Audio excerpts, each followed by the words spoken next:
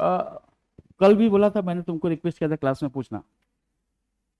Let's begin with this understanding that when you're talking about the concept of fundamentalism, then fundamentalism has to be viewed from both the positive and the negative dimension.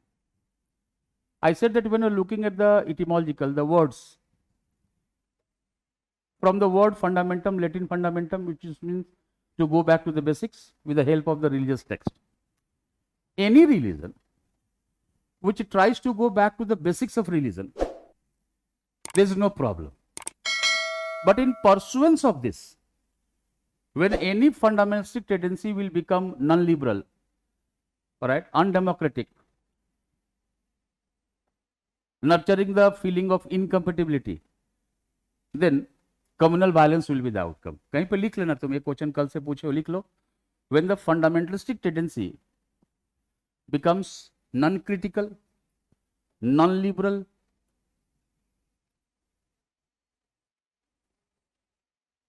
undemocratic,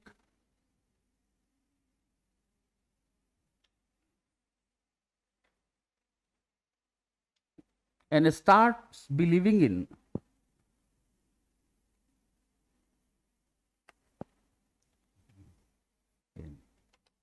incompatibility with other religion,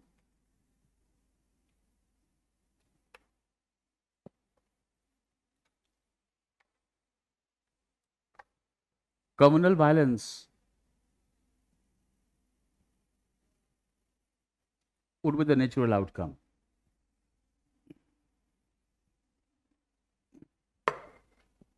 ठीक है.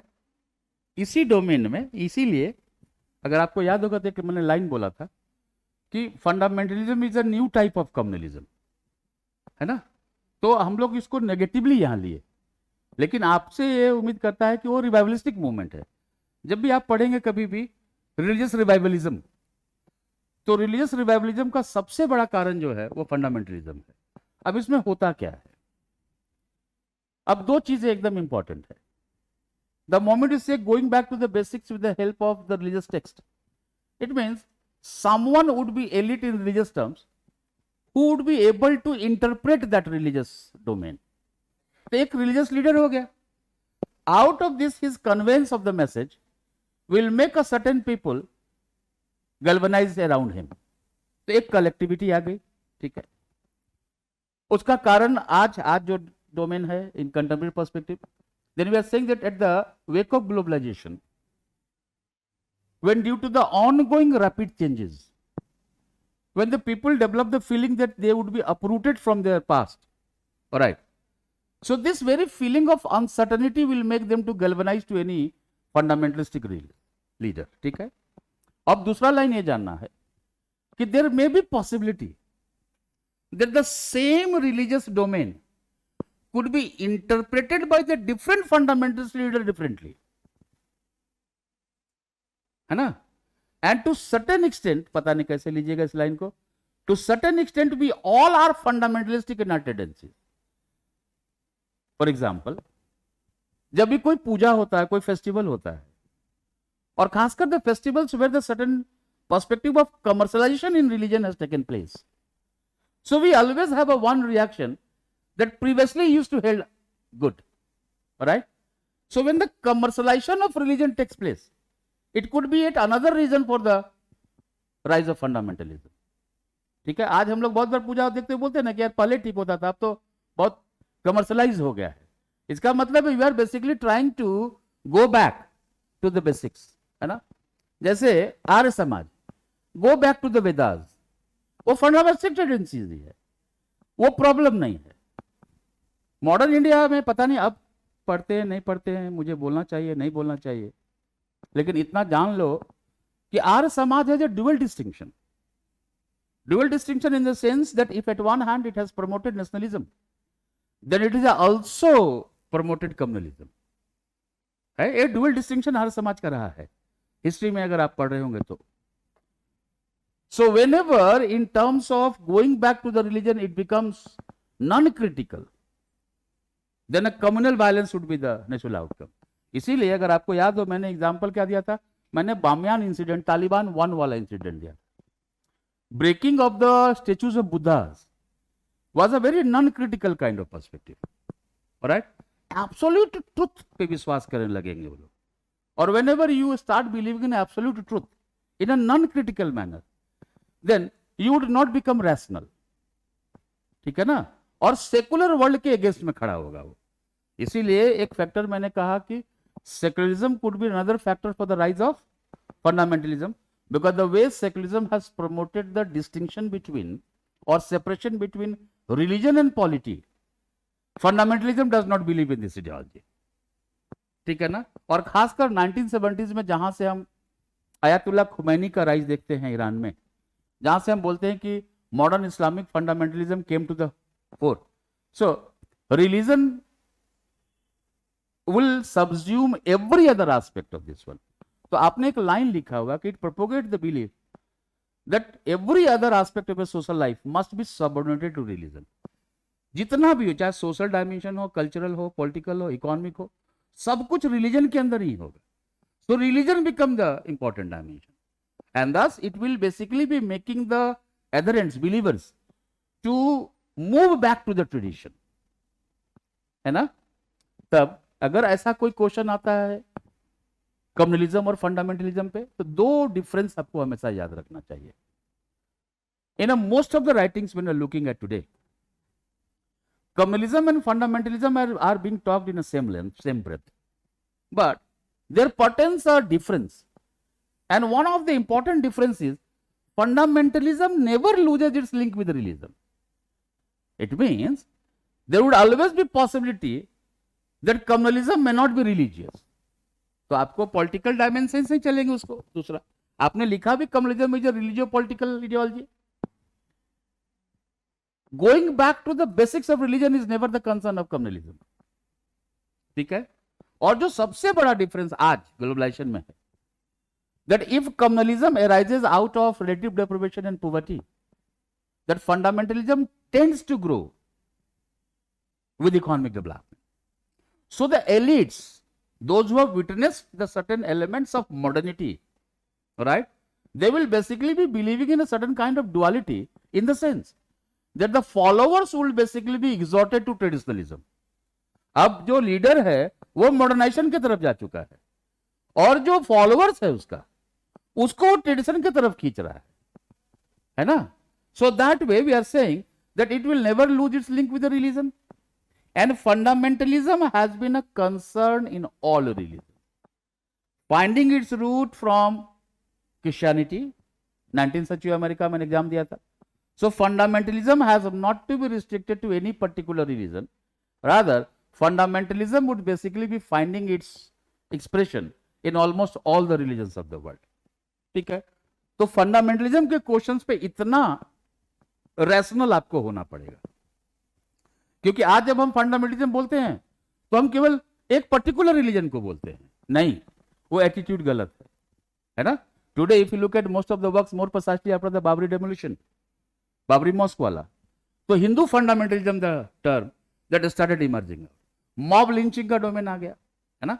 अब जब आप third paper में extremism पढ़ते हैं ना, तो एक्सट्रीमिज्म भी रिलीजियो पॉलिटिकल आइडियोलॉजी है.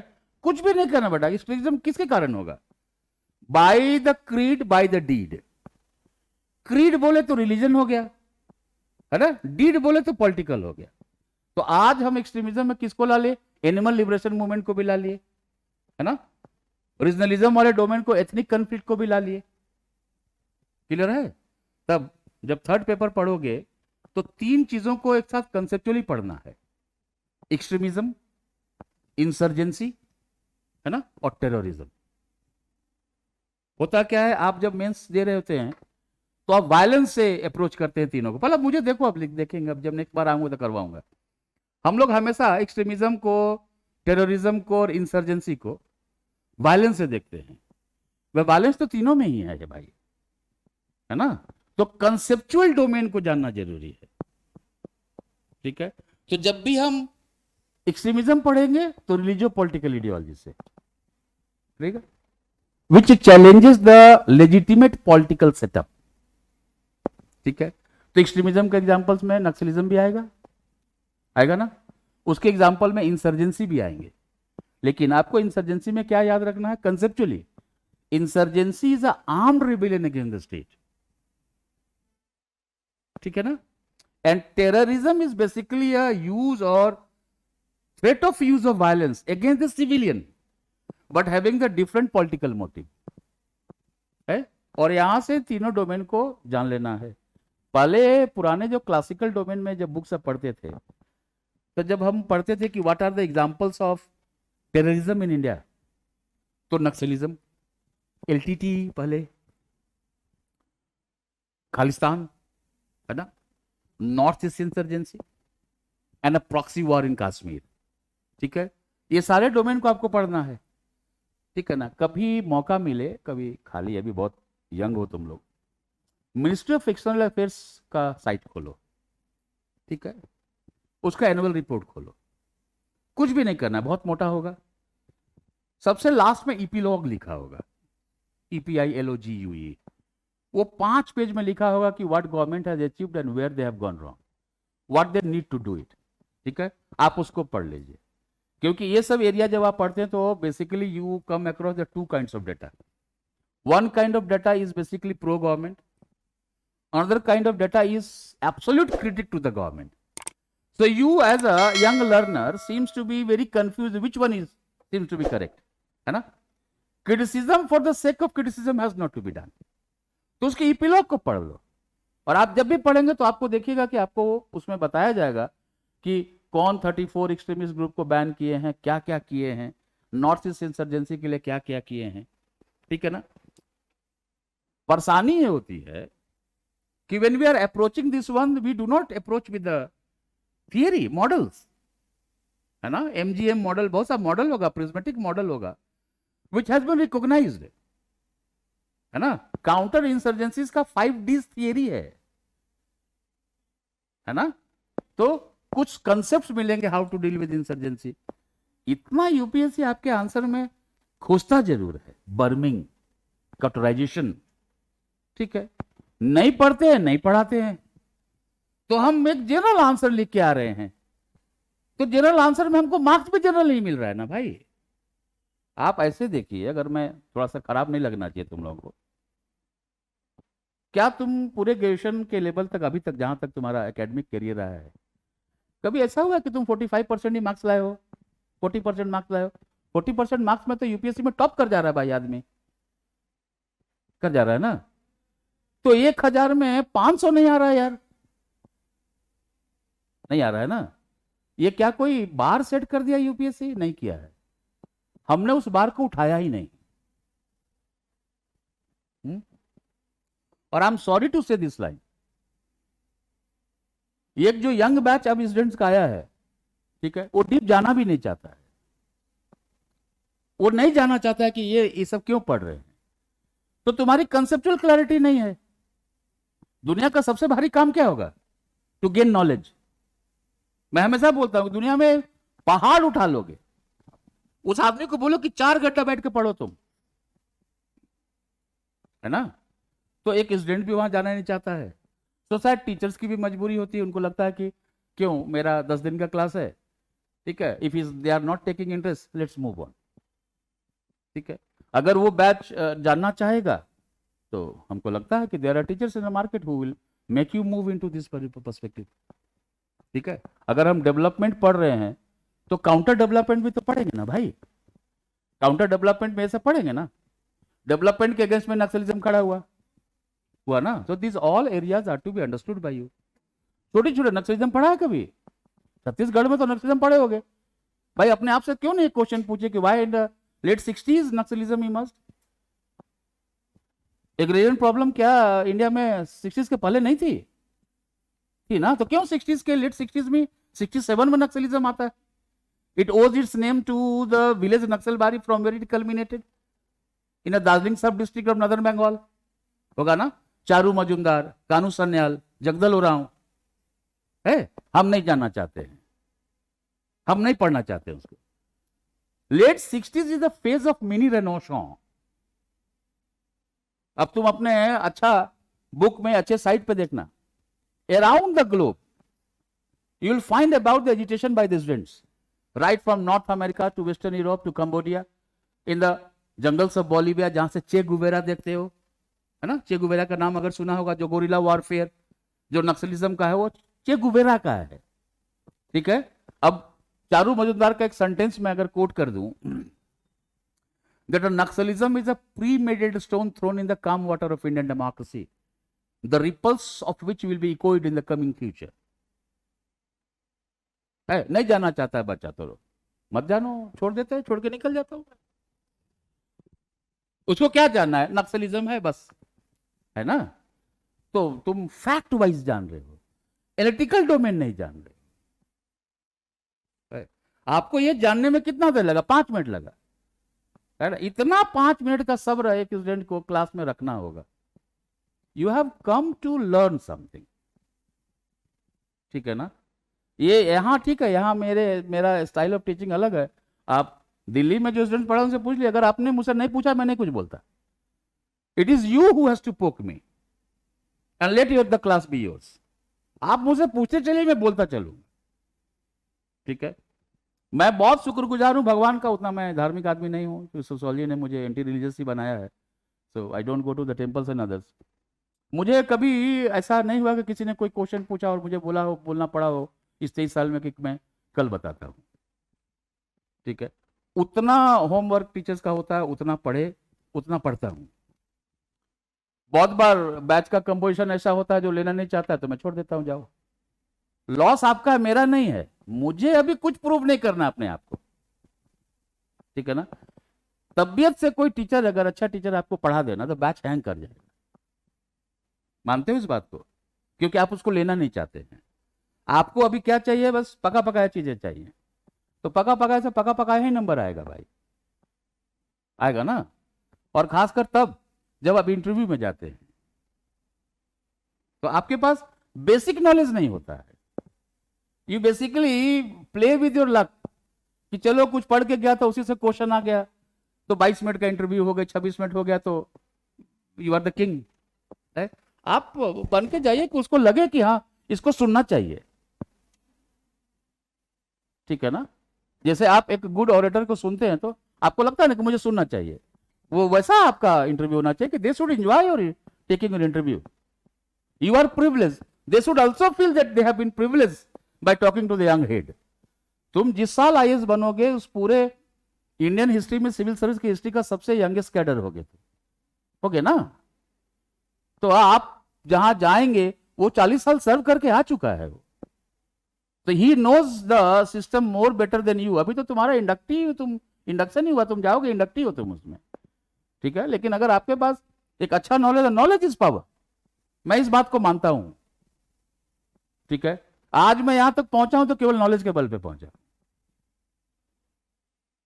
ठीक है। When I was in a very young class, I lost my father, so I was knowing that if I have to make my career, I'll have to be a very good one in terms of academy, and I've done it.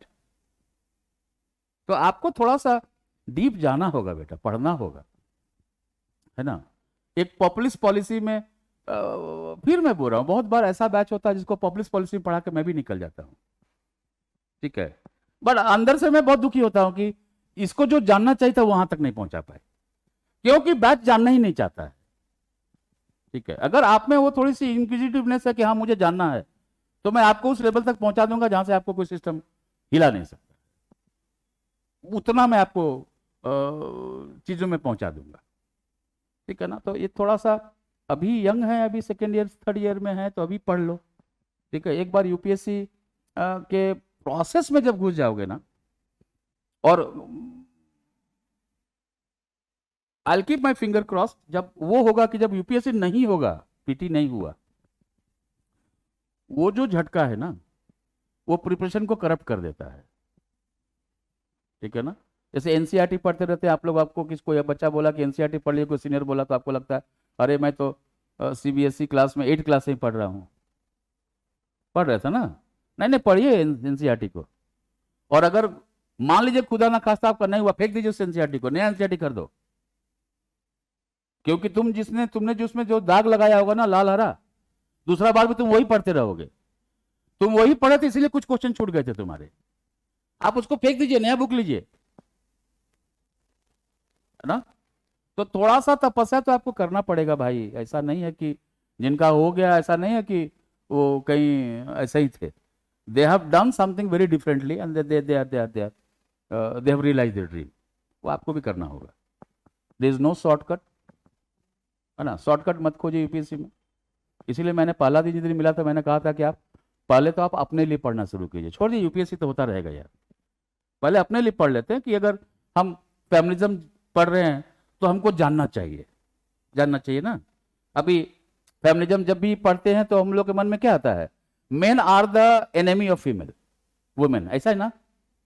यही होगा ना भाई, जब patriarchy बोलोगे तो men are the enemy of the women, women are the greatest enemy of women, है ना। वो पेट्रियार्कल बार्गेन का कंसेप्ट है वो।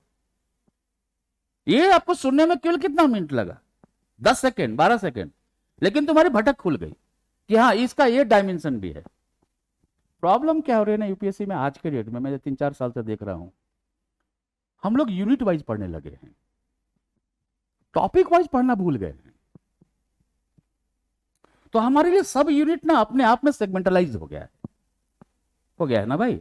अब डेवलपमेंट आपका एक फर्स्ट पेपर में है, डेवलपमेंट सेकेंड पेपर में पढ़ना, उसके बिना गवर्नमेंट नहीं पढ़ा जा सकता है, बिना डेवलपमेंट की इकोनॉमी नहीं पढ़ी जा सकती है, पढ़ा ना। तो आपने डेवलपमेंट को पॉलिटिकल डायमेंशन से पढ़ा, आपने डेवलपमेंट को इकोनॉमिक डायमेंशन से पढ़ा ना, उसका सोशल डायमेंशन कहां चला गया,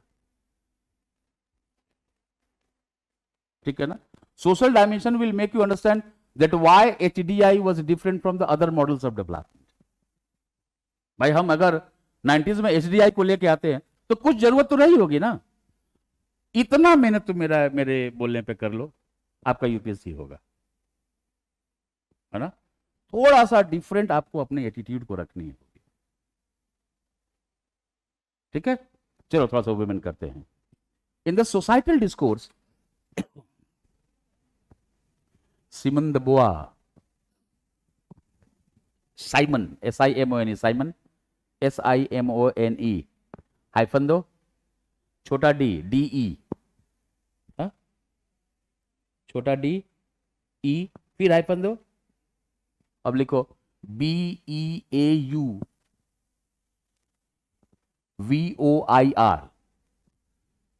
ठीक है। इसको प्रोनाउंस करेंगे बोआ, हाँ बोआ, हिंदी में लिख लो बगल में, बिवोर मत बोल देना। हाँ 10th पता नहीं आजकल 10th में समरसेट मॉम चलता है कि नहीं चलता है। एक पोएट थे समरसेट मॉम, वो मौघम ऐसा लिखते हैं उसको, है। मुझे याद है इंटर में मेरा एक पेपर इंग्लिश लैंग्वेज लिटरेचर भी था, है ना, जिसको हिंदी में मैंने पढ़ाया भी गया हिंदी में ही, मुझे इंग्लिश भी हिंदी में पढ़ाया गया। तो मॉम के जगह मैंने मौघम बोल दिया, और वो अभी तो केस हो जाए, जेल हो जाए। वो टीचर ने डस्टर चला के, डस्टर समझते हो ना, वो डस्टर चला के मार दिया, फूट गया मेरा। And he took me to hospital, वही इलाज भी करवाया, और जितना दूर ले गया, जितना देर में लाया, उतना देर डांटता ही रहा। और किस बात के लिए डांटा, कि तुम्हारा घर एकेडमिक्स के लिए जाना जाता है, और ये तुम कि मॉम को मौघम बोल रहे हो, है ना। Rough, ROUGH, rough. किसी जो आदमी नया नया पढ़ रहा है तो रख ही बोलेगा ना उसको, है।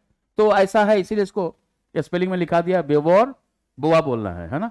सिमन de Beauvoir in her second sex book का नाम है बेटा, Beauvoir in her book second sex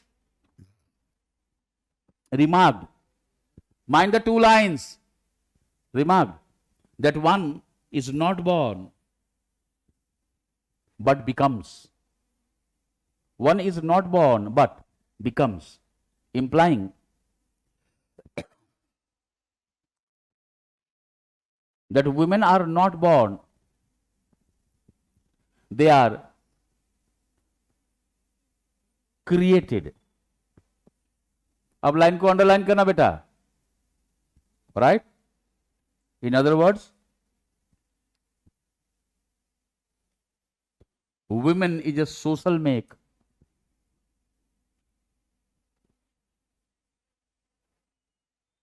a social construct, social make, a social construct,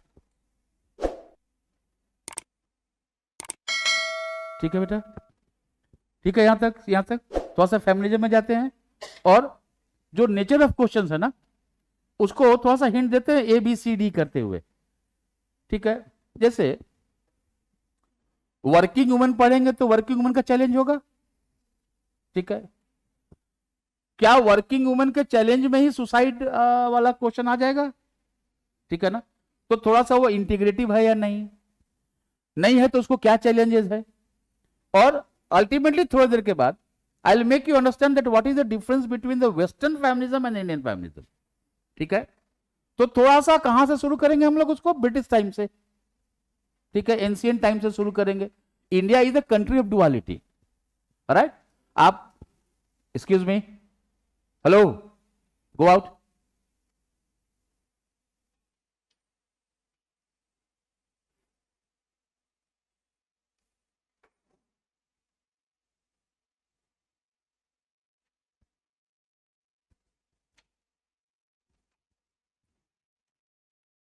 आपने ये लाइन सुना होगा,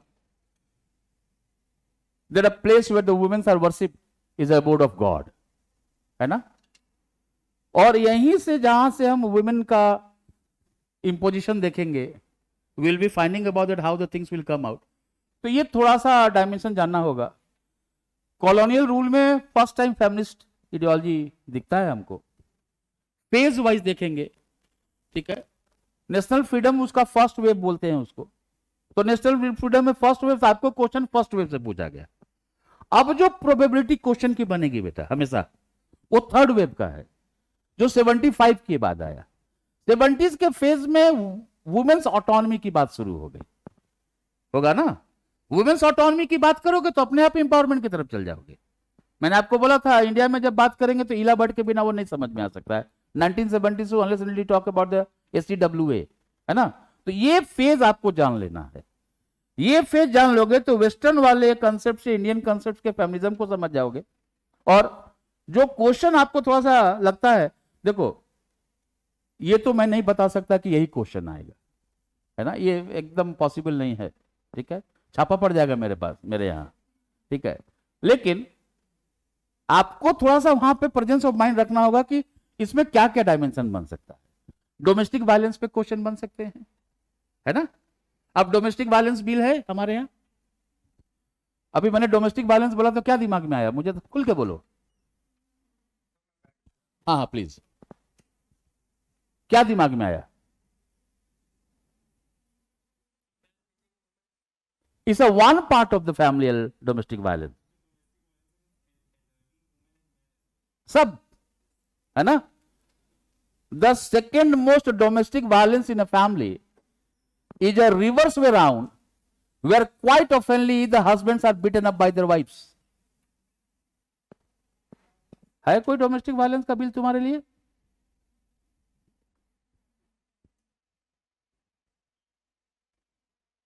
Am I able to open up the process of thinking? ठीक है ना, इसीलिए मैंने कहा डोमेस्टिक वायलेंस का क्वेश्चन आपसे पूछता है, आप सीधा सीधा लिखते हैं वाइफ बेटरिंग। हस्बैंड बेटरिंग भी होगा भाई, होगा ना। एजिज्म, कल भी परसों मतलब एजिज्म अपने आप में एक नया क्वेश्चन है, तो ये इससे क्वेश्चन बने। चाइल्ड लेबर पे क्वेश्चन बनेंगे ना। एडुकेशन पे न्यू एडुकेशन पॉलिसी पूछा गया, उसके चैलेंजेस क्या क्या होंगे। ठीक है, तो आप जो भी चीज पढ़ रहे हैं सब सोसाइटी के लिए ही है। ठीक है, मैं हमेशा बोलता हूं, if the science and technologies are used as a slave, they are never to be used like a master. Whenever the science and technology has been used by a master, devastating impact of science and technology has been found in a society. होगा, तो आप जो भी development हो रहा है वो society के लिए हो रहा है। तो तुम्हारा एक मेजर डायमेंशन सोशल है, दूसरा मेजर डायमेंशन इकोनॉमिकल है, और तीसरा आज के डेट में मेजर डायमेंशन जो पढ़ रहे हैं वो इन्वायरमेंटल है। ठीक है, तो मैक्सिमम रेंज ऑफ क्वेश्चन देख लो, तुमको दिख जाएगी। तो यहां तक थोड़ी सी भटक खोल लेना, और पैराग्राफ चेंज करना बेटा। मैं थोड़ा फेमिनिज्म की तरफ चल रहा हूं। हाँ, in highlighting the differences between sex versus gender, Marxist feminism is talking about women's subordination with the rise of class and capitalism. socialist feminism is basically providing a solution that if the gender equality has to be sought, genuinely capitalism has to be replaced by socialism. So each according to work, each according to need, है ना. Communalism और socialism में ज्यादा अंतर कैसे समझेंगे? तो each according to work, each according to, ठीक है ना. जो कम्युनिज्म है उसको हायर सोशलिज्म भी बोलते हैं, ठीक है. तो नीड इंपॉर्टेंट हो जाएगा, होगा ना. मार्क्सियन थियरी जब पढ़ेंगे तो मार्क्स प्रोफेसाइज करता है कम्युनिस्ट सोसाइटी का, ठीक है ना, क्योंकि वो हमेशा ही has always believe that capitalism has basically reduced you to the certain kind of work, ठीक है. तो उसका एक लाइन अगर मैं बोलूं, वो कहता है कि early in the morning you can go to the hunt, all right. In a daytime you can go to your work, in the evening you can go to swim, in the night you could be critic. अब capitalist society में चार काम चार लोग कर रहे हैं, है ना. तो class struggle is basically means of इमांसिपेशन, ठीक है. तो एक हायर सोशलिज्म का डोमेन देखता है. आज क्या हो गया है? Any country which professes the ideology of socialism or communism are called socialist or communist society, ठीक. तो दो डिफरेंट एक्सप्लेनेशन हो गए. अब आप जब फर्स्ट पेपर पढ़ रहे होंगे, फर्स्ट पेपर का सिलेबस याद है थोड़ा बहुत, तो जहां से वर्ल्ड हिस्ट्री खत्म होती है वो खत्म कहां होती है? वो कहते हैं impact of capitalism, socialism, communism वाला.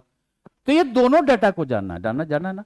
और हम भी सोशलिस्ट हैं, इंडिया सोशलिस्ट है ना. लेकिन एक चीज आपको याद रखना होगा, Indian constitution has never committed to any ideology. है आयरनी कैसे देखेंगे? फिर बोल रहा हूं आपको, आप जब प्रोग्राम का डोमेन पढ़ेंगे तो बिना सीडीपी के आप प्रोग्राम के डोमेन को नहीं समझ सकते हैं. Am I able to make myself clear?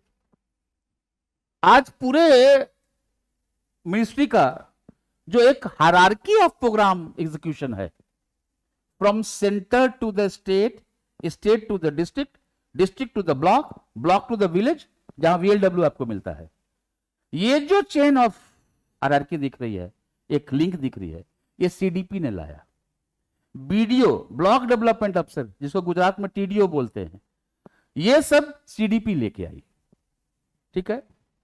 अब इसमें जो जानने वाली चीज है, the to channelise the funding of capitalist countries to continue the CDP, all right, Ford Foundation came into existence. अब डायलेमा देखो, you are marching toward the socialist ideology with the capitalist help, होगा ना. तो ये दोनों के बीच का dimension हम देखेंगे, ठीक है. तो थोड़ा सा इंटरनेशनल रिलेशन जब पढ़े होंगे तो 1960 तक जब जाएंगे तो आप नाम पढ़ते होंगे, सार्क पढ़ते होंगे ना. वो एक वैसा डोमेन था जहां पे everyone was looking at, more particular the two blocks, they were looking at which way will be going, ठीक है. आज हम लोग नाम नहीं पढ़ते हैं. नाम का एक सबसे बड़ा जो रेलेवेंस है ना, उसने वर्ल्ड को बाइपोलर होने नहीं दिया, ठीक है ना. जो रूस और अमेरिका के बीच का जो बाइपोलरिटी थी उसको वो न्यूट्रलाइज करता है. उससे ज्यादा बड़ा सिग्निफिकेंस और किसी भी ऑर्गेनाइजेशन का नहीं हो सकता है, ठीक है ना. So almost everyone was looking at which way India will go, ठीक है. पॉलिटिकल साइंस अगर पढ़ रहे होंगे तो उधर एक स्कॉलर है जोड, उसका एक स्टेटमेंट मुझे बहुत अच्छा लगता है. वो कहता है socialism is like a hat, whosoever wears it, it suits his head. जो पहना है ना. And no country is purely capitalist, no country is purely socialist. इसीलिए मिक्स्ड इकोनॉमी की चर्चा हमने की ना. तो यहां से थोड़े से डोमेन को जब लाएंगे, थोड़ा डेवलपमेंट जब आऊंगा ना, तो मुझे याद दिलाना एक बार. मैं लिखवाऊंगा तो नहीं, लेकिन आपका वो इकोनॉमिक डायमेंशन का वो जो डायमेंशन है जहां पे घुसना है, मैं उसको थोड़ा सा डीप चला जाऊंगा, ठीक है ना. तो थोड़ा सा वर्ल्ड बैंक का जो रिपोर्ट सब है, जिससे कि आपको चीजों को जानना चाहिए. जैसे आजकल इन्वायरमेंटलिज्म के डोमेन को हम लोग नया वर्ड दिए हैं, basismo politics, politics of the basics है. ये अब कोई अच्छा पढ़ने वाला हुआ है, आपका एग्जामिनर इन्विजिलेटर है, तो उसको पक्का पता होगा यूपीएससी में कि बसेस में पॉलिटिक्स क्या है। आप जैसे ही एक वर्ड लिखते हो वो उसकी सब्जेक्टिविटी को खड़ा कर देते हो। भाई आप इस बात को मानोगे कि आप फेमिनिज्म और वुमेन को पढ़ते हुए आपके राइटिंग में कुछ ऐसा नया कुछ मुझे तुम नहीं दोगे जिसको मैं नहीं पढ़ा हुआ हूं। लेकिन तुम वो जो 150 वर्ड में जो तुमने आंसर लिखा है वो इतना बढ़िया लिखा है तुमने कि मेरी सब्जेक्टिविटी अब रेज हो गई। अब मैं बहुत अटेंटिवली तुमको पढ़ रहा हूं। My reading your answers attentively has basically that my subjectivity has been raised. If you are able to raise the subjectivity of invigilator, you will always get an extra mark. है? उसके लिए content चाहिए। पहला दिन बोला था आपको, अगर पिछले सैटरडे को मैं मिला था, मैंने कहा था तुम जितना भी पढ़ लो, अगर आपको लिखने की आदत नहीं है बेकार है। आपको लिखने की आदत यूपीएससी में रखनी होगी, क्योंकि तुम वहां 3 घंटा you would not be able to do justice. हाथ थक गया, ब्रेन काम नहीं कर रहा है, हर 5-6 मिनट के बाद नया क्वेश्चन आ जाता है, आता है ना। और ये आजकल नया साला बदमाशी शुरू है, ABCDE, चॉइस भी नहीं है और भी नहीं है मेरे भाई, है। और अगर वो लिख दिया कि at least 2 questions are to be picked up from both the groups, हो गया तो फिर। इसीलिए आज हम सिलेबस को छोड़ नहीं सकते हैं, ठीक है ना। पहले सिलेबस को छोड़ के चले जाते थे लोग, अब आपके पास वो you are not privilege that you would be able to leave it, है। और एक्सटेम्पोर एक बार लिखो ना, एक्सटेम्पोर लिखने की आदत डालो, बैठ के लिखने की आदत डालो, वो आदत आपकी होनी चाहिए, है ना। आप किसी भी टॉपर्स को देखेंगे, आपको क्या लगता है कि वो टेस्ट सीरीज इसलिए ज्वाइन किया था कि उसको क्वेश्चन चाहिए था? नहीं, वो लिख ही रहा है। वो पता चला दिन में 2 टेस्ट दे दिया 6 घंटे का, है ना।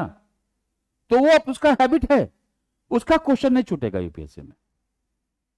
वो पूरा 250 का नंबर में और 250 में इन्विजिलेट होके आएगा। आप अगर किसी फर्स्ट पेपर में 2 क्वेश्चन छोड़ दे, सेकंड पेपर में 2 क्वेश्चन छोड़ देते हैं, तो आप 250 में तो इन्विजिलेट हो नहीं रहे ना, आप 220-230 में हो रहे हैं। तो जो 250 में हो रहा होगा, नेचुरली खराब भी आंसर लिखा होगा, तो 4 नंबर तो आपसे ज्यादा ही लाएगा वो। तो 30 नंबर तो तुम ऐसे ही छोड़ दियो मेरे भाई, छोड़ दियो ना। बहुत बार जैसे पीटी में मैं देखता हूं, बहुत बार आपका जो स्ट्रेंथ एरिया नहीं है, तुम उसी में लटके हुए हो यार। हर जितना बच्चा यहां बैठा हुआ, सबका अपना कुछ स्ट्रेंथ एरिया होगा, है ना। आप उस स्ट्रेंथ एरिया से खेलिए ना भाई। अगर ये तुम सोच रहे हो कि तुम में सब क्वेश्चन आता होगा, एवरेज प्रीलिम्स में बच्चे को 40 से 42 क्वेश्चन ही आता है, एवरेज इतना ही आता है। उसको जो 5-7 बढ़ा गया, 10 बढ़ा गया, उसका सिलेक्शन हो गया, है ना। तुमको पूरा 80 का 80 क्वेश्चन, 100 का 100 क्वेश्चन आता, कंप्यूटर गर्म हो जाएगा यार, तेरा कॉपी बाहर फेंक देगा, वो नहीं इन्विजिलेट करेगा कंप्यूटर तुमको। फर्स्ट अटेम्प्ट देते हैं तो क्या बोलते हैं? सब कर दिया। अरे सब कर दिया का मतलब इनसर्कल कर दिए, है ना। उसका नहीं होता, मैं मुंह पे बोल देता हूं आजकल। अब थोड़ा फादर फिगर टाइप का हो गया, मुंह बोलता तेरा नहीं होगा, जाओ घर घूम के, नहीं होगा तुम्हारा। वो कंप्यूटर गर्म हो जाएगा, उसको नहीं आता उतना आंसर यार। 1-2 क्वेश्चन हमेशा पीटी का होता है जिसके बारे में आंसर किसी को नहीं पता होता है। तुम इतना बड़ा विद्वान हो गए कि सब आगे तुमको, रे बाप रे बाप, है ना। और यही है, हम लोग के समय में ऑप्शन हुआ करता था, 120 क्वेश्चन आते थे। नया बच्चा जो है वो कहता था सोशियोलॉजी में, हम लोग कैसा गया, 116 किया सर। है अभी मैं 3 साल से देख के फ्रस्ट्रेशन में पहुंचा हूं कि 100 भी नहीं पहुंच रहा है। और मैं चाय पी रहा हूं हॉस्टल में, उसको मैं बुलाता था, इधर आओ। कितना दिन हुआ घर गए? 8 महीना, घर चल जाओ कल। नहीं सर मैं समझा था नहीं होगा, साले भाग यहां से। 5 साल से साल सोशियोलॉजी पढ़ रहे, 100 पार नहीं कर रहा है ये साले। अभी 1 साल तुमको पढ़ते हुए नहीं सोशियोलॉजी मेरे डिपार्टमेंट में, तुम 116 करके चले आया, वाह इतना बड़ा विद्वान। तो कंप्यूटर गर्म नहीं करना है, कंप्यूटर को आराम से रखना है ना। डोंट प्ले, बोला था ना आग से नहीं खेलना, मत खेलो। तो वो तुम्हारा जितना है उतना ही में करो, उसको गर्म मत करो, तेरा नहीं होगा, है। जिस दिन तुमको ये फीलिंग आने लग जाए कि हमको सब कुछ आ गया है, बहुत विद्वान हो गए हैं, है ना, मुझे कॉल करना एक बार, ठीक है ना। लर्नर होना है बेटा, विद्वान नहीं होना है, घमंड नहीं करना है नॉलेज का। क्लियर है ना। तो आपको नहीं आता होगा, कोई तुम लोग से कोई भी प्रीलिम्स देगा तो वो बताए, उसको पता चल जाएगा। वो 45-46 तक आते हैं तो उसका हाथ रुक जाएगा, उसको नहीं पता है ना। वो तुक्का मारेगा। अब तुक्का समझते हो ना, है, वो तुक्का ही मारेगा। लेकिन एक अच्छा स्टूडेंट तुक्का भी बड़ा रेशनलिस्टिक मारता है। जैसे हमको याद है हम लोग के समय में साइंस का क्वेश्चन, अब आर्ट्स बैकग्राउंड से उसके लिए सबसे परेशानी क्या होगा, साइंस और मैथ होगा, है ना। वो वॉल्यूम और ये सब रूम का भूल गया है। और मुझे समझ में नहीं आता था, तुम लोग कोई अगर मैथ साइंस से हो तो बुरा नहीं माना, क्या फायदा लाइफ में, क्या फायदा हुआ हमको उसका, 2πr पढ़ा के तुमको क्या क्या पढ़ा दिए हमको भाई। क्लियर है। अभी हमको क्या बोल के जा रहा है तुमको, टीचर क्या बोल रहा है, मैथ अगर कर दोगे तो पूरा का पूरा नंबर आएगा। अरे मैथ तो हम 10th में ही, 10th के बाद छोड़ दिए हैं, है।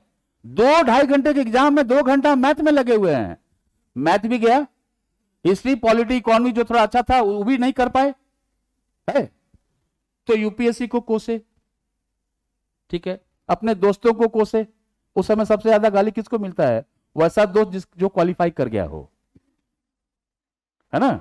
और तुम 1 महीना तक उसका मदद नहीं करते हो। हमारे हॉस्टल में ऐसा ही होता था कि वो मेंस दे रहा है तो उसको हम लोग मदद नहीं करते, हम लोग का नहीं हुआ, इसका है, ठीक है ना। तो दोस्त से तुमको परेशानी होगी, अरे वो कुछ किया होगा ठीक से ना, वो भी विद्वान नहीं था। नॉर्मल बच्चा बनना है भाई, मैं बार बार बोलता हूं, नॉर्मल बच्चा। तुमको क्लास नहीं करना, मत करो। तुमको सिनेमा देखने जाना, सिनेमा देखो, मस्त सिनेमा सब आया हुआ है, ठीक है ना। हैंग आउट करना, हैंग आउट करो। रोज बीचिंग जरूर करना, चुगली जरूर करना रोज, तुम्हारा फ्रस्ट्रेशन निकल जाएगा। मैं फिर बोल रहा हूं, अभी हम लोग बैठ के वहां उतना देर से मैं थक गया, मैं एकदम फ्रेश नहा होकर निकला, थक गया। वो बीचिंग ही कर रहे थे, उससे मिले वो साला ऐसा ही है, वो खाली बीचिंग ही हो रहा था, और रात भर आज बीचिंग ही होगा, ठीक है ना। अच्छा बात कुछ नहीं होगा। तुम कैसे हो क्यों पूछना, हम हैं जिंदा तभी तो यहां रायपुर में बैठे हुए हैं। कैसे हो क्या मतलब है, 25 साल के करियर के बाद कैसे हो क्या मतलब, थोड़ी रोड पे भीख मांग रहे साले हम। तो ये बात नहीं होगी। अभी बात होगी पुराने हॉस्टल्स की, कौन कौन कहां है, ठीक है। कुछ को कॉल किया जाएगा, कुछ को गाली दी जाएगी, तो ये बीचिंग ही होगा। और कल सुबह जब मैं फ्लाइट पकड़ूंगा तो एकदम फ्रेश रहूंगा, क्योंकि मेरे अंदर का जो फ्रस्ट्रेशन है सब निकल गया। तो तुम चुगली करो, बैठ के किसी के साथ, दोस्तों के साथ चुगली करो, ठीक है। पार्टी करना, पार्टी करो, लेकिन वो 2-2.5 घंटा जो तुमको पढ़ना है वो जरूर पढ़िए। इफ आर नॉट रेगुलर, तुमसे कुछ नहीं होगा। कल करेंगे वाला सिस्टम नहीं है कि हम ठीक है आज नहीं पढ़े तो कल 4 घंटा, वो नहीं आता है बेटा। एक दिन ऐसा होगा कि 24 से 26 घंटा हो चुका होगा, 26 घंटा का पेंडिंग हो चुका, कैसे मैनेज करोगे। रोज 2 घंटा पढ़ो ना भाई, 20 घंटा जिंदा रहोगे तब तो 20 घंटा पढ़ोगे यार। 20 घंटा पढ़े, बचपन से मैं आईएएस बनना चाहता था, अरे ऐसा जिंदगी कट गया इसी फील्ड में मेरा यार, बचपन से आईएएस बनना चाहते थे। अच्छा, छोटा छोटा गोल रखो और छोटा छोटा चीजें करो। Let's begin that one. 2014 का क्वेश्चन है बेटा, हाँ, पैराग्राफ चेंज करना। We need to look the Indian feminism from the perspective of historicity and contextuality. However, there will be first difference between the Western feminism and Indian feminism, in the sense that if the Western feminism emerged with the power over women, historically in India, the women enjoyed more relative privileges. Even if you go through the Vedic times, and if you come across sabhas and samitis, you find about how the women who had the right to education and also to take part in the debates, they had the right to their own property. It means historically, we have found that the women have enjoyed the relative privileges which The Western society, we do not find that one. Thus, the way we began the Western feminism in terms of power over women, we cannot initiate Indian feminism, its understanding from that perspective. This is the one. And the second difference that becomes more apparent, that though in Indian feminism, from 60s, from where the second wave movement of feminism begins, attack on patriarchy began. But the attack on patriarchy in India was not as strong as it has been radically proposed in the Western society. Any one of you will be going a bit deep into the radical feminism, which last class I said that we need to remember only one line. That radical feminism basically talked about that the root cause of female subordination is patriarchy. And patriarchy is a social organization that grooms the man and woman, and it propagates the ideology of sexism. Somehow or other, we find it to be very natural, either in terms of the process of socialization or in terms of the coercion. Both the men and women, they are socialized differently. And it has its repercussions, it has its extension in the working life as well. Either we are talking about the Western society or we talk about the Indian society. I will not hesitate making the sentence that we find about a certain kind of duality prevailing between the women and men in the organization as well. Though by principle, when we are looking at the principle of organization, it has always been said that it will be gender neutral. But gender neutral is basically an philosophical imagination. Empirical imagination, empirical reality seems to be something very different. And thus, you are having the questions in terms of what are the problems the working women are facing. Clear है मेरी बात यहाँ से? And there is one question that was a bit confusing to you. That how patriarchy impacts the life of Indian middle class working women. Right? It affects the life of all the women. That way we'll have to understand it. And the number two that we'll have to understand, number three, that difference that we'll have to understand it, that the organizational setup, feminist organizational setup that emerged in the West was very feeble in Indian context. Though there are numerous examples of feminism, feminist organizations in India, starting from the only women's membership. But today, I told you, and you are aware of this one, almost every women organizations are encouraging, knowingly encouraging, the participation of the male members. And that way I said that your beginning would be there in terms of how it will be bringing a change in the interpersonal relations. ठीक है यहाँ तक? Now with this light, with these differences between the Western and Indian feminism, there is no denying the fact that when you look at the Indian feminism, almost all the issues which we come across, which we become aware of in the Western society, they have their manifestation, they have their voices in the Indian context as well. The degrees may vary. We have never found in India opposition of the traditional institutions like family and marriage. If you look at the Western feminism, almost every radical feminist, they talked about that the women will have to find emancipation, liberty. They will have to come out of the duality of domesticity and sexuality. They will have to reject the family and the institutions of family and marriage. Why? Because these are the institutions what the society has created, interwoven with the patriarchal ideology. And these are the two institutions which are basically making the women to cater the sexual needs of men.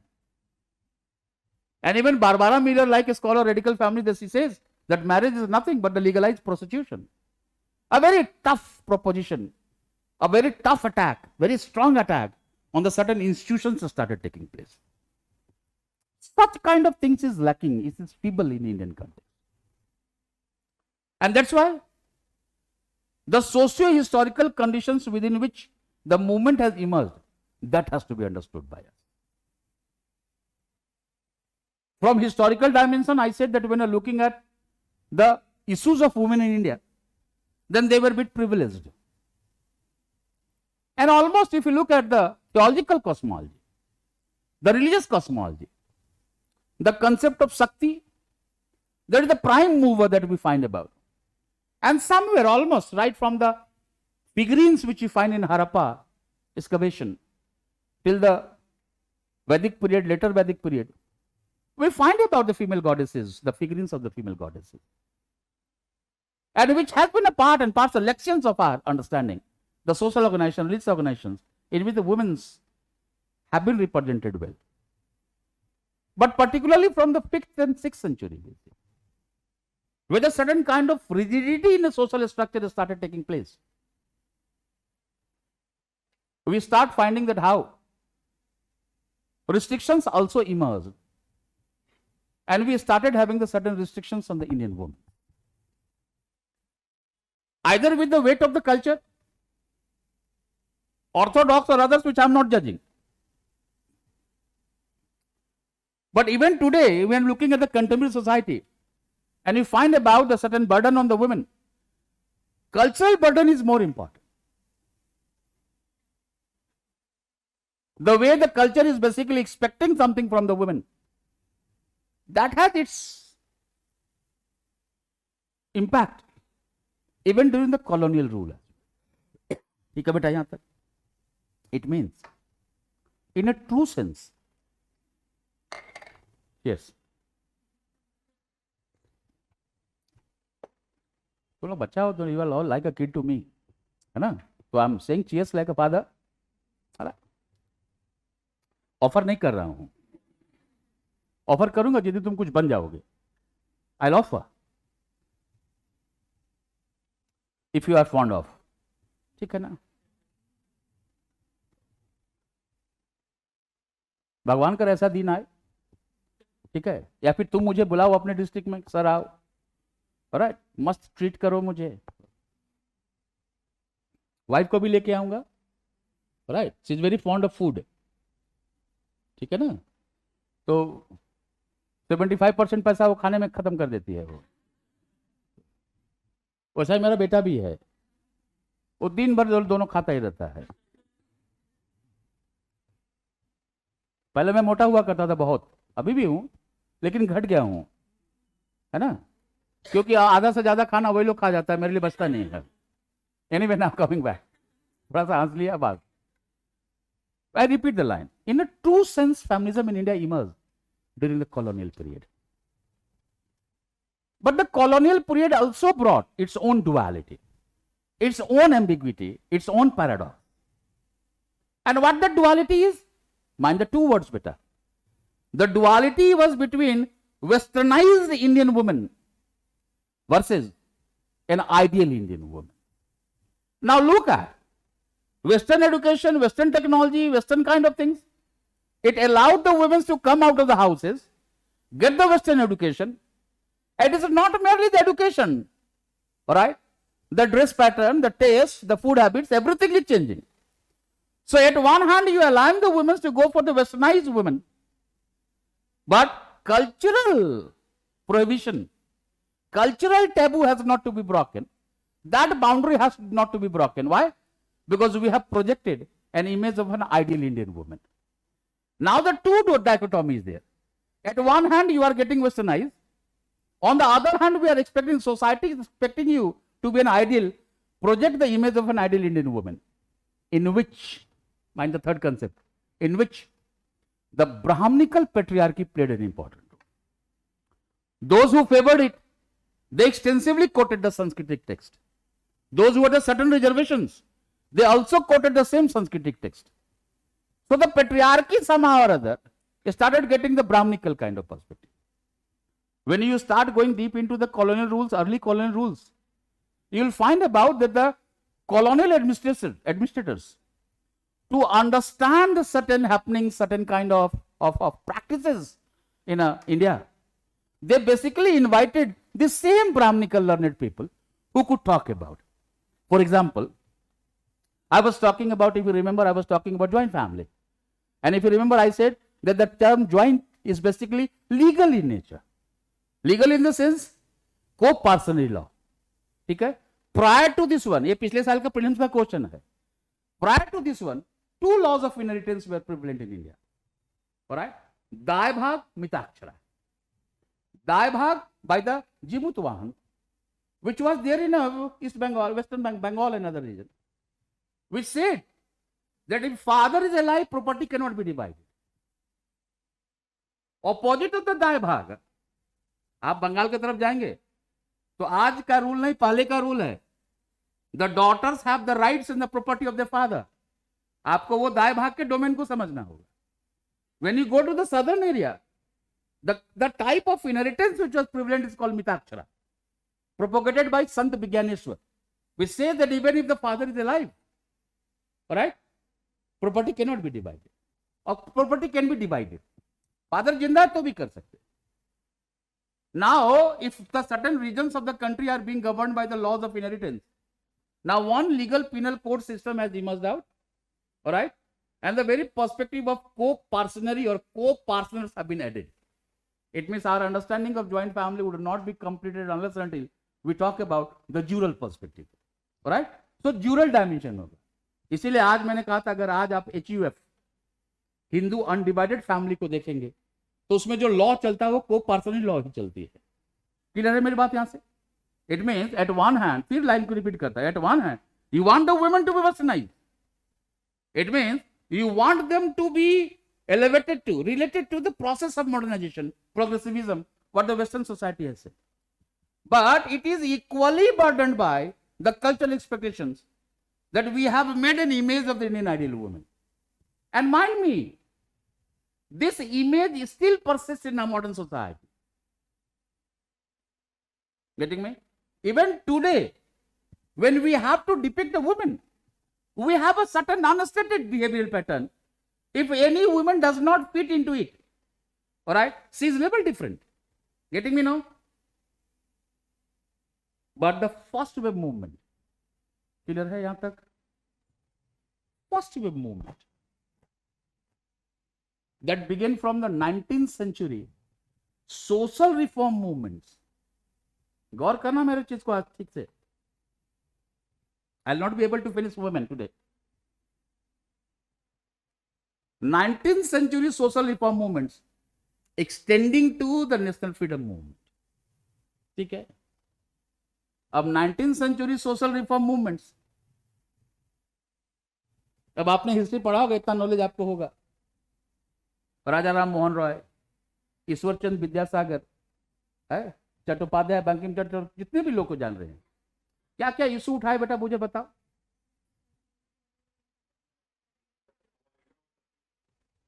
William Bentinck, Sharda bill, widow remarriage, Ishwarchand Vidyasagar, sati. ठीक है भाई, ये issues किसके साथ जुटा है? Women के साथ है. इशू रेज कौन कर रहा है? मेल. कैन आई से socially that the first phase of the social reform movements was androcentric in nature. Most of the issues of the women's, thank you, तुम respond किए androcentric को, हाँ, thank you, all right. The first phase of the social reform movement was a male-centric one, all right. What it was lacking? It was lacking the gynocentric perspective. ठीक है. And most of the social reformers, they somehow or other were influenced by the modern education, the values of the modern education, the Western development, right? So the connectivity, what is happening in the West, is also having its repercussions in their thought process, all right? The social evils related to the women, particularly, is being raised, right? Working, property, कहाँ बात कर रहे हैं? ठीक है. Age of marriage, Arvind, we are not talking, we are talking what we consider to be the social levels. तो what line I have told you, what men say women do now needs to be replaced by what women say they do. It means social reform movements has a two analysis. First one is pure androcentric, right, And second one is the gynocentric. It means now the issues of the women should be raised by the women leaders. ठीक है ना? सरोजिनी नायडू, ठीक है, लक्ष्मीबाई, पंडिता रमाबाई, प्रमिला देवी, कमला देवी चट्टोपाध्याय, ठीक है ना, Annie Besant, so many names are, Begum of Bhopal, हाँ, फूले को भी आएंगे अभी, क्योंकि स्टार्टिंग वो दलित से शुरू होता है, तो थोड़ा सा इंडियन फेमिनिज्म में दलित फेमिनिज्म को भी जानना होगा, जो ब्लैक फेमिनिज्म से के मॉडल पे चलता है. एंड अब पर्टिकुलरली फ्रॉम 1917, कल क्लास में मैंने आपको हिंट दिया था, 1917 Calcutta session, when the Annie Besant presided that one, the three issues were highlighted. गौर करना बेटा. The first issue that was highlighted was the political rights of the women. Right? Annie Besant and Sarojini Naidu met the Governor General and they demanded two things. First, they raised the concerns of the political dimensions of the women's, and they also raised the reservations on the certain traditional institutions of the society. अब traditional institutions में सबसे बड़ा जो block है वो cast होगा ना. मुझे मालूम नहीं अगर आपको कैसा लगे ये line. You know, if you are looking at the entire man and women in Indian context, all right, women have got only one chance of performing the rituals, that is the marriage.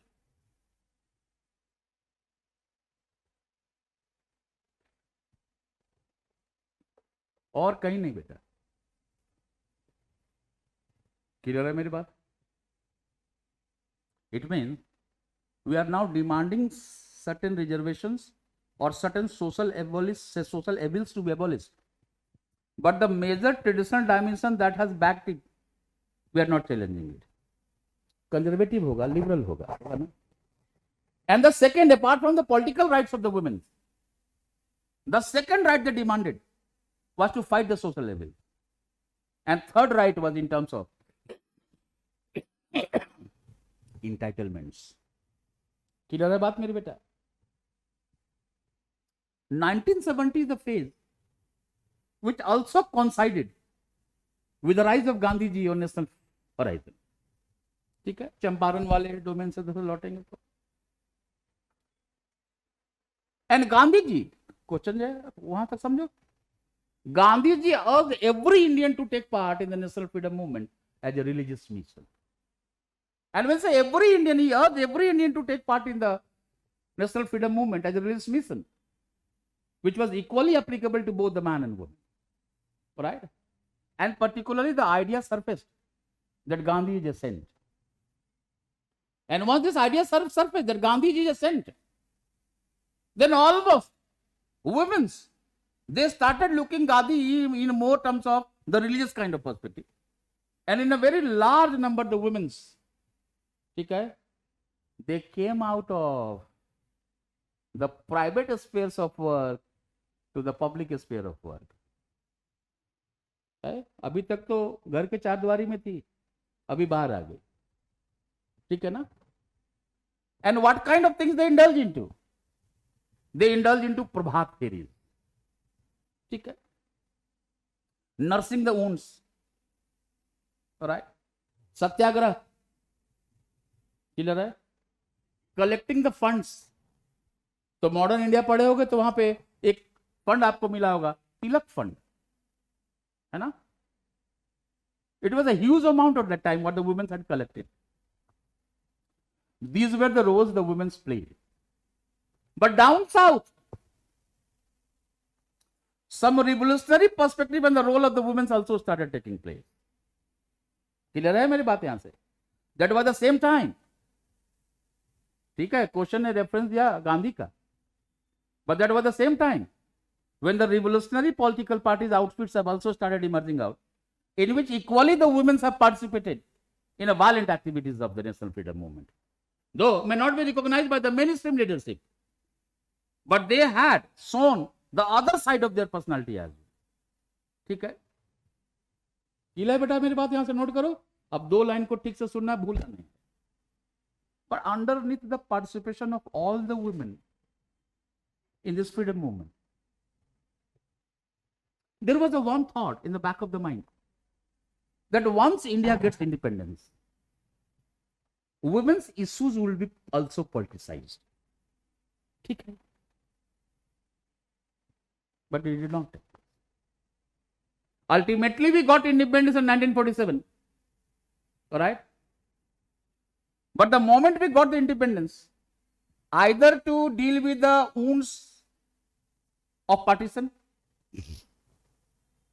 or how to build the nation constitutionally, that became the prime concern. And if it became the prime concern, nation building became the prime concern, that the women's issues relegated मतलब पीछे छूट जाना. The women's issues relegated behind. All right? Women were not considered as a political unit. ठीक है? इसका दो कारण और भी है बेटा. पहला कारण ये है, which is a very correct, that most of the women leaders who took part in the national freedom movement after independence, they became part of the government, either in the center or in the provincial one. So the moment they became part of the governance, part of the government, their active opposition was gone, to be replaced by the passive protest. This is the one important reason. ये समझना होगा हमको. Because now you are also a part of the government. है ना? अब आप civil society नहीं है कि कहीं पे खड़ा होकर धरना दे दिए. है ना? ये एक ही आदमी ने ऐसा किया, वो आप पार्टी है. केजरीवाल साहब ने कर दिया पहली बार. अपने ही गवर्नमेंट के अगेंस्ट में बैठ के धरना पे. है? तो when a civil society acquires a political character, activism is gone. ये याद रखना सिविल सोसाइटी का बेटा. सिविल सोसाइटी जिस दिन पॉलिटिकल कैरेक्टर लेगा तो you'll become a part of the government. Alright? तो फिर अब आप प्रोटेस्ट नहीं कर सकते जैसे पहले कर रहे थे. Alright? So the once women become the part of the government and governance, that activism was gone. ठीक है? And there also emerged a debate on the two lines. The first line that debate emerged out, that said that somehow or other constitution did not provide the adequate representation of the women. In the sense that when the constitution was being framed, every constitution maker was aware of that, like the certain deprived categories, excluded categories, like scheduled castes, tribes, women are also excluded, also deprived. But the way particular constitutional manifestation has been made for the OBCs, scheduled caste, scheduled tribe, such kind of constitutional manifestation particularly is not found of the women. This is the one protest that emerged. But those who try to defend it, who look the constitution in totality, they say it was not required. What the constitution has granted the equal fundamental rights, irrespective of sex. Right? So the constitution could not grant you more than this. Constitution does not believe in the differences of sex. Right? It remained theoretical. Clear है? अब थोड़ा सा empowerment पे ले जा रहा हूँ.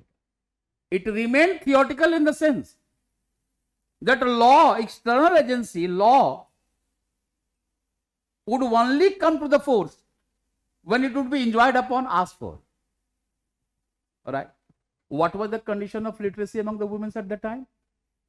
What was the breakup of the cultural boundaries of that time? So, unless and until now, cognitive awareness emerged out, psychological togetherness emerged out, alright? The external force, the constitutional rights, the laws granted to the woman would not be fructified.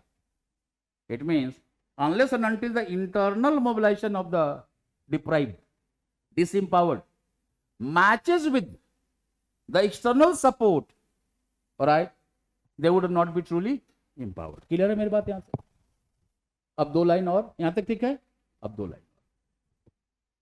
Yet another area was, एक line मैंने कल आपको बोला था, CDP का. 1950s when the CDP was launched, The women's concerns were thought of in terms of dairy, agriculture, animal husbandries. But it was basically to make Indian women a better mother and better wife. It means the moment you say it was the basic objective was to make the Indian woman a better mother and better wife. Even in the program, recognizing the contribution of the women's, we did not view women as a person or women as an individual. We basically tried to look Indian woman as a person. It means she was known by others. Women was perceived as a social entity, not as an individual entity. Clear है मेरी बात यहाँ से? 1957, Ahilya Rana Day, Mrinalini Gore, Maharashtra price hike agitation. And there they raised the concern, you know it, I have stated it to you. There they raised the concern that unpaid work is no work. It truly justifies till date the financial condition of the Indian housewives. Alright? We now call it homemakers. I'm sorry, I do not find any change in their work, in their conditions. है ना? And thus, there pertained a lull. Lull समझते हो ना? LULL. Lull का मतलब कुछ नहीं हो रहा है, शांत है. There pertained a lull pertaining to the socio-political campaigning of Indian women in India. All right? Dissatisfied with this lull, nothing happening, neither in social perspective nor in political perspective. The women collaborated together. All right? And thus, in 60s, the second wave movement began. Clear है? And second wave movement is radical in nature. हो गया, जितना मांगना था मांग लिए, अभी कुछ नहीं हो रहा है. So we'll have to collectively fight. All right? And a man and woman as a two distinct entities, they came to the society. Patriarchy was opposed. 60s के फेज को देखोगे तो बेटा विच हंटिंग भी बहुत होती है. You understand the word witch hunting, है ना? I have a very unique thesis. I have worked on witchcraft. I was offered the fellowship of Cambridge. नहीं मैनेज कर पाया बेटा मैं. Alright? So, the witch hunting began. Political witch hunting began. Clear है? ये चल ही रहा है बेटा. 1974, याद रखना है, मिड 70s का थर्ड वेव मूवमेंट शुरू होगा. अब publication emerge out towards equality report, ये वर्ड याद रखनी है. ठीक है? इसको हिंदी में समता रिपोर्ट बोलते हैं. Samta is a Hindi word for equality. Towards equality report, है ना? मेरी हिंदी भी अच्छी है. ठीक है? Abhi, that has brought the certain kind of dissatisfaction among the academicians, women academicians. ठीक है? 25 साल होने जा रहा है. 1947 में इंडिपेंडेंट हुए, 1950s में कॉन्स्टिट्यूशन आ गया 26 जनवरी को, 74 में खड़े हैं. Almost 25 years. The moment this report towards equality report published, it generated a huge dissatisfaction among the women that nothing has changed in the life of Indian women. Clear है? If we say nothing has changed in the life of Indian women, then what obviously क्या मांगेंगे अब? अब मांगेंगे self reliance, है? अब मांगेंगे autonomy, अब मांगेंगे work, अब मांगेंगे the dichotomy between public and private be blurred. All right? And third wave movement initiated a newer kind of beginning. ठीक है? और इसमें बहुत कुछ हुआ बेटा. ठीक है जवानों? राइट. सेवा emerged out, self employed women's association 1972, जहां से आप उसके बिना सेल्फ हेल्प ग्रुप को नहीं समझ पाएंगे इंडिया में. ठीक है? एनजीओ और सेल्फ हेल्प ग्रुप पढ़ने के लिए आपको 8 5 ईयर प्लान जानना होगा. ठीक है? 10th और 11th 5 ईयर प्लान का एनुअल रिपोर्ट जानना पड़ेगा, ठीक है, जहां से चेंज होता है बेटा, ठीक है। 2 मिनट डेविएट करता हूं फिर आता हूं। 1945 में जब यूएन चार्टर पढ़ेंगे, ठीक है ना, तो 1945 में सेकेंड वर्ल्ड वॉर खत्म हुआ था, क्लियर। 1945 के पहले जो भी आपके लाइफ में सोसाइटी में हो रहा था, गौर करना, इस लाइन को याद रखना बेटा, whatever was happening, state was the sole responsible one, everything was bestowed to the state, but the havoc of the second world war made the people realise that state is the most responsible one for such kind of havocs, and thus at the world global phenomena a search for the alternative institutions began, yeah, whose nature will be non-governmental, all right, whose nature will be non-economic, ठीक है ना, और यहां से NGO का rise शुरू हो जाता है। Am I able to make myself clear है? तो सेकेंड पेपर में जब आप social welfare, NGO, self help group पढ़ रहे होंगे, तो ये यूएन चार्टर का रेफरेंस आपको देना होगा, ठीक है ना।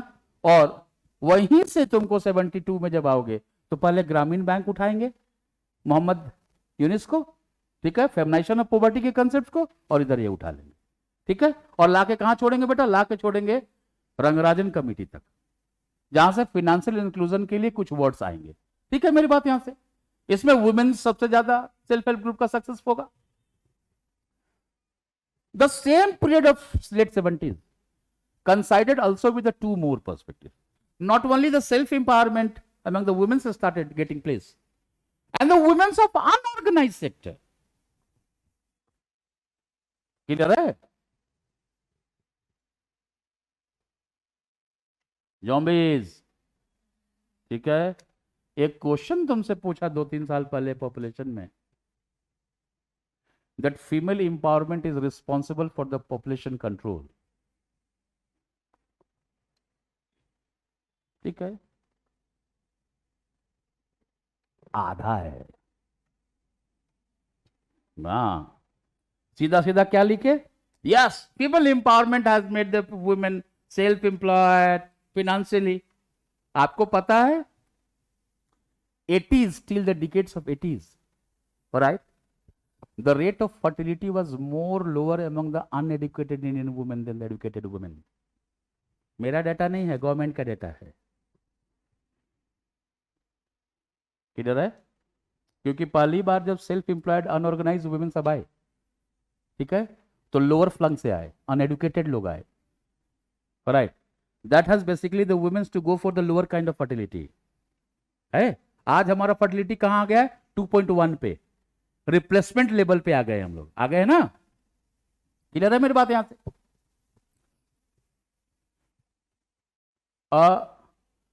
Cohort of the mothers will exactly be replace by a cohort of the daughters, से रिप्लेसमेंट लेवल होता है। इसी को एक जगह क्या पढ़ेंगे? डेमोग्राफिकली। डेमोग्राफी का मतलब demography, writing about the people, है ना। इसको पढ़ेंगे TFR, टोटल फर्टिलिटी रेट, ठीक है। अब पॉपुलेशन में जब जाएंगे तो वहां इसको देखता हूं, इकोनॉमिक एम्पावरमेंट, उधर चिपको मूवमेंट भी होने लगा है। और मैं हमेशा इस बात को बोलता हूं, फैक्ट है बेटा, all the male folks sitting in the panchayat,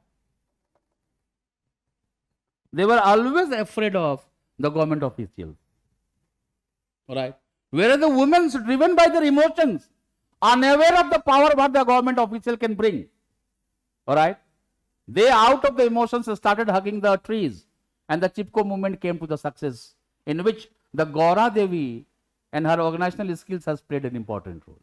clear है मेरी बात? यहां से अब नया डिमांड आना शुरू हुआ बेटा। लेट 70 जैसे पार होता है 80s का दौर आ गया। In the 80s, the certain kind of social evils which has been considered, fought, which has been contemplated long, that comes out. एक ऑर्गेनाइजेशन है बेटा, यंग इंडिया, 80s में आप देखेंगे, it started playing a नुक्कड़ नाटक, स्ट्रीट प्ले called ओम स्वाहा, ठीक है, हु इज स्वाहा?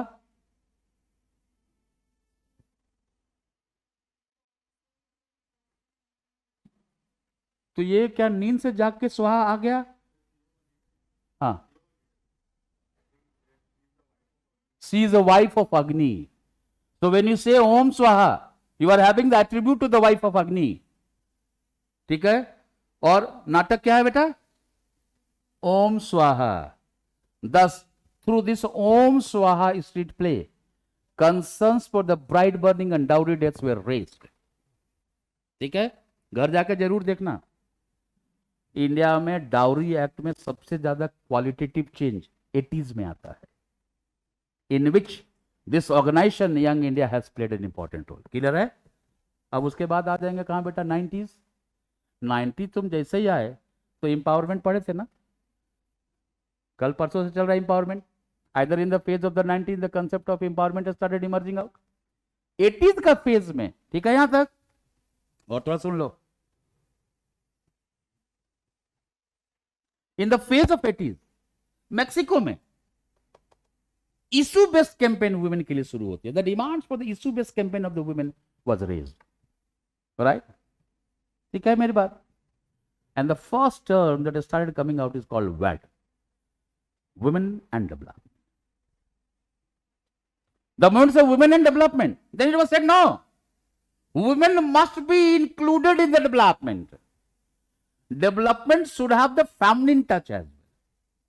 Right? So the term that emerged out is called WID, W-I-D, Women in Development. Journey कहाँ है बेटा? 8 5-year प्लान पढ़ोगे ना, तो वहां से हमारे बजट में वुमेन इश्यूज को देखना शुरू करेंगे. तुम कभी पलट कर देखना. अब तो हम लोग का ऐसा यूपीएससी पढ़ते पढ़ते आदत हो गया क्या, नया गवर्नमेंट आई 2017 से खत्म. Right? 12th 5-year plan was the last 5-year plan, replace by the NITI Aayog. तो अब हम खाली नीति आयोग पढ़ रहे हैं, है ना? अरे नहीं मेरे भाई, 10 मिनट निकालो, थोड़ा फर्स्ट 5-year प्लान से 1951 से पढ़ लो, है ना? Homer Domar model, Mahalanobis model, Gujral model, ये सब पढ़ लो थोड़ा सा, है ना? और 8th 5-year प्लान में हम क्या करेंगे, तो थोड़ा ह्यूमन डेवलपमेंट आ जाएगा ना. 11th में आ जाएंगे और 12th 5-year प्लान में आ जाएंगे. 12th 5-year plan would be the last one. So you basically need to give that much time to understand that one. Clear है? Once in the 5-year plans, according to the nature of the society, certain things came out. It will be changing. And in this very perspective, for the first time from the 8th 5-year plan, all right, and it started becoming crystallized in the 10th 5-year plan where the women's concerns were there. All right? आजकल क्या हो गया बेटा, वो क्या colour बोलते हैं, pink attach, है ना? And now there is a saying that now the pink shirts are emerging out. The men are wearing the pink clothes. All right? I have been gifted one pink shirt by my wife, which I have not. मैंने कहा नहीं भाई, अरे एक तो मेरा colour देख लो, उस पे अगर मैं पिंक शर्ट पहन लूं तो अजीब ही दिखेगा. अगर कहीं से कहीं कोई चिड़ियाघर वाला घूम रहा होगा ना, वो पक्का साला बंद करेगा, बंदर वाला ही में हमको. उधर जो खाली होगा गोरिल्ला फोरिल्ला का, वहां लगा देगा हमको, लगाओ इसको, है ना? और now the new slogan has come, why the pink should be enjoyed only by women. Right? So it has now become the property of the men as well. तो पिंक अटैच आ गया. 90s के domain से self help group, और फिर वहीं से cognitive, psychological. ठीक है? Empowerment will basically be bringing about the dissipation of, खत्म करना the public private dichotomy. ठीक है? लाइन को ठीक से सुनना. And almost all the areas which were once considered to be the male bastions, the women entered to it. ठीक है ना?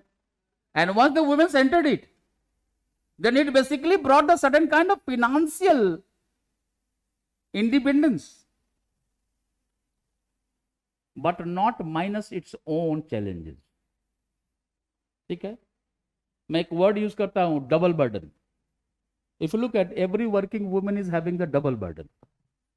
डबल एज सोड है working. They will have to manage not only the work office but also the home. right? Role conflict, clear है? Dealing with the patriarchal mindset, है ना? Posh सुना है? प्रिवेंशन ऑफ सेक्सुअल हरासमेंट है, ये सबको लाना होगा.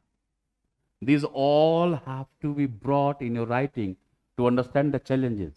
और इसी चैलेंज में बेटा तुमको सुसाइड लाना होगा. है? मैंने आपको एक लाइन बोला था और आज फिर बोल रहा हूं. ये जो आजकल जो सुसाइड वुमेन्स में हो रहा है, सब थियरी को इसने खत्म कर दिया, है ना? क्लासिकल थियरीज कहता था कि women's are less succumb to the phenomenon of suicide because they are more integrity. So the number of suicide among the men will always be higher than the women. है? और अभी जो suicide का आंकड़ा तुम देख रहे हो वो अपने आप में बहुत ज्यादा बढ़ चुका है, जिसमें मैंने आपको कहा था 15 to 17% data is from the हाउसवाइफ्स. ये सारे डेटा को उठा लेना है, कुछ प्रॉब्लम्स को ला लेना है, वर्किंग वुमेन्स को ला लेना है, विशाखा केस पे क्वेश्चन आपको जान लेना है ना? क्योंकि विशाखा केस नहीं होता तो पॉस नहीं बनता. तो ये सारे सीक्वेंस को एक लेवल पे आपको धीरे धीरे करके जानना है. और एक सीक्वेंस में अब इसका डायमेंशन केवल सोशल नहीं रह गया बेटा, इसका डायमेंशन अब लीगल भी हो गया ना, इसका डायमेंशन अब पॉलिटिकल भी हो गया, इसका डायमेंशन अब इकोनॉमिक भी हो गया. तो ये पूरे हॉलिस्टिक डायमेंशन से जान लेना. ठीक है, थोड़ा सा लिखेंगे बेटा. It's time now I be going with. ठीक है, कल का डायग्राम याद है ना, जहां चैलेंजेस लिखेंगे तो इसको खोलेंगे बेटा. Right, I will take 2 minutes and I will begin that one. Just give me 2 minutes more.